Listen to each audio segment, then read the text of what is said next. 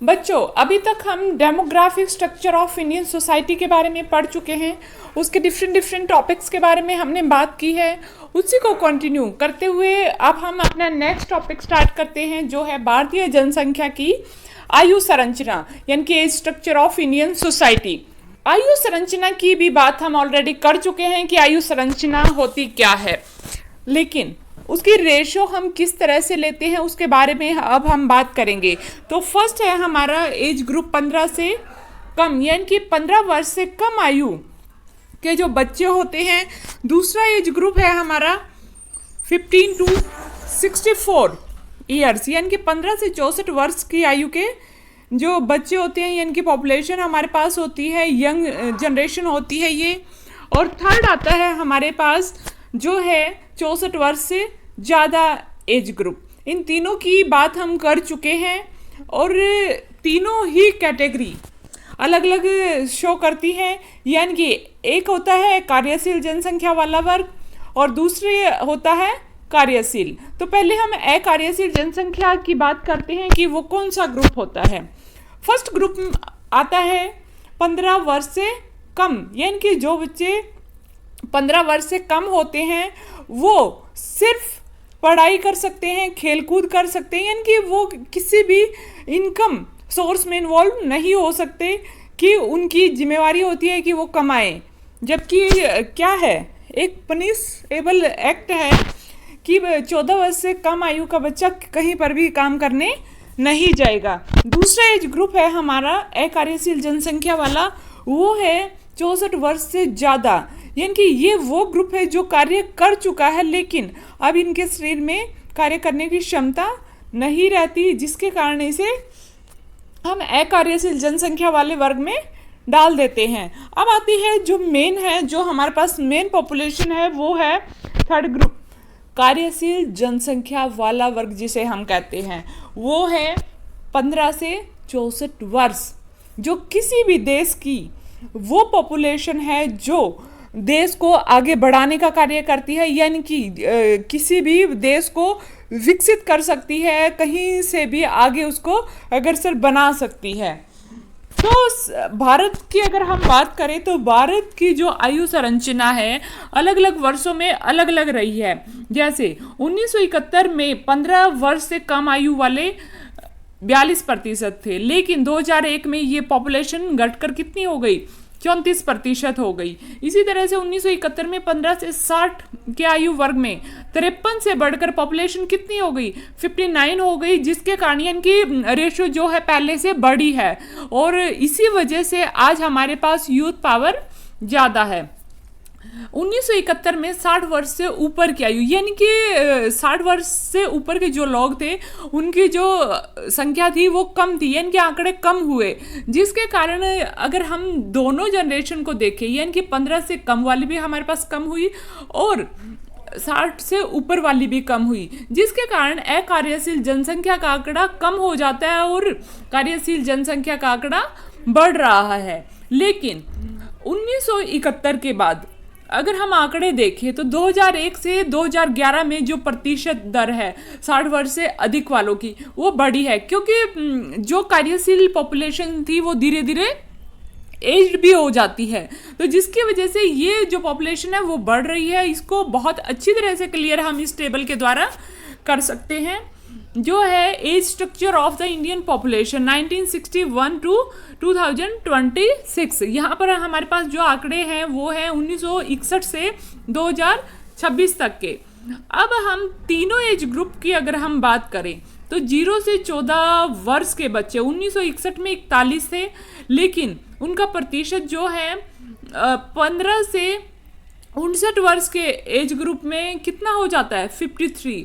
उसी तरह से 60 प्लस के कितने हैं, 6% ही हैं, यानी कि ये देखिए कि 14 वर्ष वाले भी कम हैं और 60 से ऊपर वाले भी कम हैं, और हमारे पास जो पॉपुलेशन है ज़्यादा वो 15 टू 59 है, जो कि वर्किंग फोर्स है। इसी तरह से हमारे पास 1971 का जो आंकड़ा है वो 14 वर्ष वाले एज ग्रुप में 42 है, 15 से 59 वाले में 53 है और 60 प्लस वाले में 5 है। 81 की अगर हम बात करें तो 14 जो है 14 वर्ष के एज ग्रुप में 40 है, जो बढ़कर कितना हो जाता है 59 वाले ग्रुप में 54, और 60 प्लस के हमारे पास 6% ही लोग हैं। 1991 में भी इसी तरह का आंकड़ा रहा कि 14 वर्ष के जो पॉपुलेशन है वो कम है, 15 to 59 की ज़्यादा है और 60 प्लस की कम है। 2001 में अब ये देखिए कि जो पॉपुलेशन 60 प्लस कम ही हो रही थी अब वो बढ़ रही है। 2001 में जहाँ पर 14 वाले 34 हैं वहाँ पर 59 वाले 59 है, यानी कि ये रेशियो धीरे धीरे बढ़ रही है, और जो 60 प्लस वाली है वो भी बढ़ रही है। 2001 में जहाँ पर वो 7 थी 2011 में वो 8 हो जाती है। इसी तरह से 2026 में हमारे पास जो 14 एज ग्रुप है वो 23 है, यानी कि कम हो रहा है वो, और जो वर्किंग फोर्स है वो 64 यानी कि वो बड़ा है, और 60 प्लस वाली जो पॉपुलेशन है वो सिर्फ 12% ही है, जिसके कारण हमारे पास 2026 तक अगर हम बात करें तो वर्क फोर्स बहुत ज़्यादा होगी, जिसे हम पिरामिड की हेल्प से समझ सकते हैं, जिसे हम आयु समूह पिरामिड कहते हैं, जहां पर हम मेल और फीमेल दोनों की इक्वल रेशियो के आधार पर हम अंदाज़ा लगा सकते हैं कि हमारे पास किस एज ग्रुप के कितने लोग हैं, हमारे पास जो पावर है वर्क फोर्स है वो कितनी है। जहां पर आपको इस तरह का पिरामिड नजर आता है तो वहां पे हमारी जो सेक्स रेशियो है वो सेम रहती है, यानी कि मैन जितने हैं उतने ही विमेन है। तो यहाँ पर ये देखिए कि जितने मैन का रेशो है उतना ही विमेन का रेशो है, जिसके कारण जो पॉपुलेशन है वो इक्वली डिवाइड है। तो इसे हम मेन स्ट्रक्चर कहेंगे या पिरामिड कहेंगे, जो कि ऐसा जिस देश में पाया जाता है वहाँ पर किसी भी तरह की प्रॉब्लम नहीं होती, क्योंकि मेल जितने हैं उतनी ही फीमेल है, यानी कि सेक्स रेशो की भी दिक्कत नहीं है।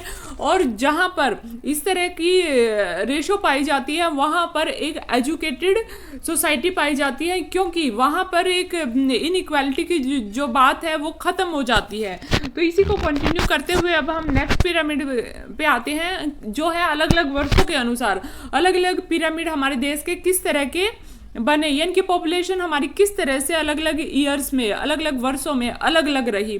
तो 1961 में आप देख सकते हैं कि जो पॉपुलेशन है वहाँ पर मेल जो है वो ज़्यादा है एज ए कंपैरिजन फीमेल। ये देखिए कि जहाँ पर ब्लू आपको तीनों इकट्ठे नजर आ रहे हैं वहाँ पर विमेन वाली जो रॉ है वो कम हो रही है। इसी तरह से 1971 में हमारी जो रेशो है वो लगभग सेम ही रही। कुछ जो एज्ड ग्रुप थे वहाँ पर जो फीमेल की रेशो है वो कम हुई है। इसी तरह से 81 के जो पिरामिड है वो भी लगभग सेम रहा हमारा।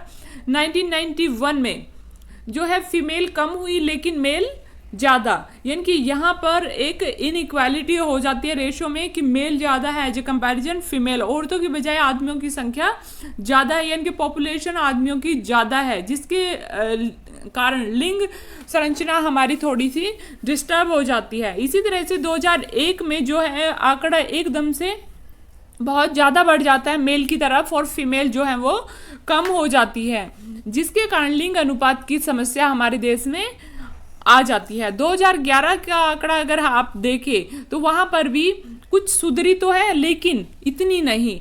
जैसे हमारे देश का जो लिंग अनुपात है वो कम है। लिंग अनुपात भी आप लोगों को बता दिया गया है कि क्या होता है। जहाँ पर 1000 पुरुषों पर स्त्रियों की संख्या काउंट की जाती है उसे हम लिंग अनुपात कहते हैं, और हमारे देश का जो है वो कितना है 943 है। अब बात करते हैं population pyramid in India 1961 and 2011। अब दोनों की अगर हम फिगर को देखें, यानी कि पिरामिड आपको दोनों ही अलग नज़र आ रहे हैं। 1961 में जो है वहाँ पर फीमेल का जो आंकड़ा है वो कम है एज ए कंपैरिजन मेल, यानी कि आदमी ज़्यादा हैं और औरतें कम है। लेकिन 2011 में आते आते ये आंकड़ा कुछ सुधरा है, यानी कि कुछ सीमा तक हम वहाँ तक पहुँच गए हैं जहाँ पर लिंग अनुपात की समस्या ना हो। इसी तरह से हम अगर स्टेट्स के अकॉर्डिंग हम कंपैरिजन करें तो उत्तर प्रदेश में आयु समूह पिरामिड जो यहाँ पर दो तरह के दिखाए गए हैं। जो फर्स्ट है हमारा वो है उत्तर प्रदेश का और दूसरा है भारत का, यानी कि उत्तर प्रदेश की पॉपुलेशन को भारत की पॉपुलेशन से कंपेयर किया गया है 2011 के अनुसार। तो यहाँ पर देखिए कि उत्तर प्रदेश में जो है बहुत ज़्यादा आपको पीक नज़र आ रही है, यानी कि वहाँ पर भी मेल ज़्यादा है जो कंपैरिजन फीमेल। इसी तरह से पूरे भारत की अगर हम बात करें तो यहाँ पे भी मेल जो है वो ज़्यादा है एज ए कंपैरिजन फीमेल के, यानी कि औरतें अभी भी कम है। लेकिन अगर इसके अपोजिट हम देखें तो केरल एक ऐसा राज्य है जहाँ पर 2011 में भी जो फीमेल की रेशो है वो ज़्यादा थी और 1961 में भी वहाँ पर ज़्यादा थी, यानी कि वहाँ पर लगभग 1961 में सेम है, लेकिन 2011 तक आते आते वहाँ पर जो रेशो है वो बढ़ जाती है, जो कि 1000 से भी ऊपर वहाँ पर औरतें पाई जाती हैं, यानी कि आदमियों से ज़्यादा वहाँ पर औरतें पाई जाती हैं। जिसके कारण का मेन कारण क्या है कि केरल एक एजुकेटेड स्टेट है जहाँ पर लिटरेसी रेट भी सबसे ज़्यादा पाया जाता है। तो इसी के साथ हम ये लेक्चर समाप्त करते हैं। आप लोग बहुत अच्छे ढंग से पिरामिड के अकॉर्डिंग हर स्टेट को, हर रेशो को ध्यान से देखें और समझने की कोशिश करें। जहाँ पर आपको प्रॉब्लम आती है वो आप कमेंट बॉक्स में डालकर मुझे भेज सकते हैं ताकि मैं उसको दोबारा से आपको एक्सप्लेन कर पाऊँ।